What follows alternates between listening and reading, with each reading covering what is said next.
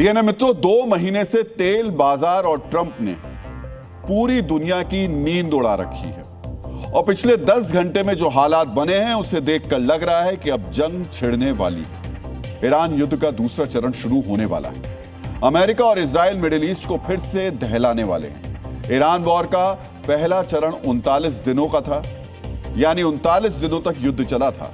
उसके बाद US president Donald Trump ने सीज फायर का ऐलान किया। 8 अप्रैल से अब तक यानी सीज फायर के 23 दिन हो चुके हैं, लेकिन आज ट्रंप ने जो नया टीजर जारी किया वो सीधे तौर पर युद्ध का संकेत है। मित्रों, ट्रंप ने सोशल मीडिया पर एक पोस्ट जारी की। इसमें लिखा, the storm is coming, nothing can stop what is coming, यानी तूफान आ रहा है और जो आ रहा है उसे कोई रोक नहीं सकता। इस टीजर के आते ही दुनिया में कच्चे तेल के दाम बढ़कर रिकॉर्ड स्तर पर चले गए। जब मिडिल ईस्ट में जंग हो रही थी तब भी तेल की कीमत इतनी नहीं बढ़ी थी जितनी आज बढ़ी है। जो कच्चा तेल युद्ध के दौरान भी $120 के पार नहीं गया था, वो युद्ध विराम के दौरान $126 के पार चला गया। कहा जाता है कि बाजार किसी भू राजनीतिक संकट को पहले पहचान लेता है। ऐसे में तेल की कीमत में उछाल आया है। वो आने वाले दिनों में युद्ध के फिर से शुरू होने की तरफ इशारा कर रहा है। डीएनए मित्रों, तेल के तूफान का विश्लेषण आगे हम विस्तार से करेंगे, लेकिन पहले ट्रंप की उस पोस्ट और पोस्टर का मतलब समझिए जिसमें उन्होंने कहा कि तूफान आ रहा है। इस विश्लेषण को समझने के लिए आपको सबसे पहले अमेरिका से आई एक बड़ी खबर देखनी चाहिए। मित्रों, अब से थोड़ी देर में डोनाल्ड ट्रंप और अमेरिकी सेना की सेंट्रल कमांड के कमांडर मीटिंग करेंगे। सेंट्रल कमांड के तहत ही ईरान के खिलाफ सैन्य अभियान चलाया गया था। इस मीटिंग में ट्रंप अपने कमांडर से ईरान पर दोबारा हमले के विकल्पों की जानकारी लेंगे। अमेरिकी मीडिया के मुताबिक इस बार अमेरिकी सेना शॉर्ट एंड पावरफुल एक्शन का प्लान बना रही है, यानी अमेरिकी सेना कम अवधि में बड़ा नुकसान करने वाला हमला करेगी। मित्रों, इन खबरों से यह पुष्टि हो जाती है कि ट्रंप अब भी ईरान के खिलाफ मिलिट्री एक्शन के लिए तैयार हैं। सवाल यह है कि शॉर्ट एंड पावरफुल हमले के लिए ट्रंप करेंगे क्या? अमेरिकी सेना किस किस्म के हथियारों और रणनीति का इस्तेमाल करेगी? मित्रों, ईरान से युद्ध में अमेरिकी सेना ने टॉमहॉक मिसाइल और बंकर बस्टर बम का इस्तेमाल किया था, लेकिन एक ऐसा विध्वंसक हथियार है जो अब तक तरकश से बाहर नहीं निकला है। मित्रों, इस हथियार का नाम है MOAB, यानी मदर ऑफ ऑल बम्स। इस बम का वजन तकरीबन 10,000 किलोग्राम होता है, जिसमें 8,500 किलोग्राम वजन विस्फोटक का होता है। इस बम के धमाके से हवा की बहुत शक्तिशाली लहर उठती है। यह लहर 1.5 किलोमीटर के दायरे में मौजूद हर चीज को तबाह कर देती है। इतना ही नहीं, इस बम के धमाके से 3 किलोमीटर के दायरे में मौजूद कंक्रीट की इमारतें ढह जाती हैं। आप इस बम को कुछ इस तरह समझ सकते हैं कि अगर यह बम दागा जाए तो एक छोटा कस्बा पूरी तरह खत्म हो सकता है। अमेरिकी सेना ने इस बम का अफगानिस्तान में तालिबान के खिलाफ इस्तेमाल किया था।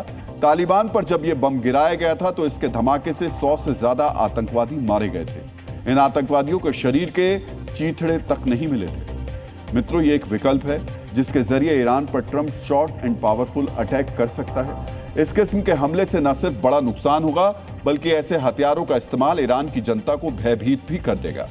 मदर ऑफ ऑल बॉम्ब्स के साथ साथ ट्रंप के तस्कर में एक और ऐसा हथियार है जिसकी तपिश ईरान ने अब तक महसूस नहीं की है। यह हथियार है अमेरिकी सेना की एटाकैम मिसाइल। तकरीबन 300 किलोमीटर की रेंज वाली इन मिसाइल को ईरान के इर्द गिर्द मौजूद अमेरिकी सैन्य अड्डों से दागा जा सकता है। इन मिसाइल्स की गति 3 मैक यानी आवाज से 3 गुना ज्यादा होती है, जिसकी वजह से इन मिसाइल्स को रोकना मुश्किल होता है। यूक्रेन के युद्ध में इन मिसाइल्स का इस्तेमाल हुआ था। एटाकैम मिसाइल के जरिए यूक्रेन ने रूसी वायुसेना के अड्डों और विमानों को बड़ा नुकसान पहुंचाया था। आज अमेरिकी सैन्य तैयारियों की एक और बड़ी खबर सामने आई। ये खबर जुड़ी है अमेरिका के डार्क ईगल मिसाइल सिस्टम से। अमेरिकी अखबार न्यूयॉर्क पोस्ट के मुताबिक अमेरिकी सेना की सेंट्रल कमांड ने डार्क ईगल मिसाइल सिस्टम की तैनाती के लिए रिक्वेस्ट भेजी है। अखबार का दावा है कि अमेरिका के रक्षा मंत्री पीट हेग्सेट जल्द ही इस रिक्वेस्ट पर मुहर लगाने वाले हैं। मित्रों, डार्क ईगल अमेरिका की हाइपरसोनिक मिसाइल है, यानी इन मिसाइलों की स्पीड आवाज से 5 गुना ज्यादा है। डार्क ईगल मिसाइलें 2700 किलोमीटर दूर तक हमला कर सकती हैं, यानी अरब सागर और ओमान की खाड़ी में मौजूद अमेरिकी नौसैनिक जहाज इन मिसाइलों से ईरान पर हमला कर सकते हैं। सैन्य कमांडरों से मीटिंग और डार्क ईगल जैसी मिसाइलों की तैनाती साफ साफ बताती है कि ईरान पर ट्रंप का शॉर्ट एंड पावरफुल अटैक कोई जुमला नहीं बल्कि घातक मिलिट्री प्लान है। ईरान के साथ ही आज ट्रंप ने पाकिस्तान पर भी एक स्ट्राइक कर दी। इस स्ट्राइक को समझने के लिए आपको ट्रंप के मीडिया इंटरव्यू का एक हिस्सा देखना चाहिए। मित्रों, इस इंटरव्यू में ट्रंप ने कहा कि अब हम 18 घंटों की उड़ान भरकर बातचीत के लिए पाकिस्तान नहीं जाएंगे। ईरान के साथ हम फोन पर बात कर रहे हैं। इस किस्म की बातचीत से हमें बेहतर नतीजे निकलने की उम्मीद है। यह बयान देकर ट्रंप ने एक झटके में पाकिस्तान को युद्ध विराम की प्रक्रिया से हटा दिया। पहले ईरान ने पाकिस्तान के इरादों पर शक जाहिर किया था, अब ट्रंप ने पाकिस्तान का पत्ता ही साफ कर दिया। यानी मुनीर और शहबाज का क्रेडिट लेने वाला प्लान धरा का धरा रह गया। दूसरी तरफ ट्रंप ने ईरान के मुद्दे पर पुतिन से बात की है। पुतिन ने ट्रंप को यह भरोसा दिया है कि ईरान के साथ बातचीत में वो सहयोग करेंगे।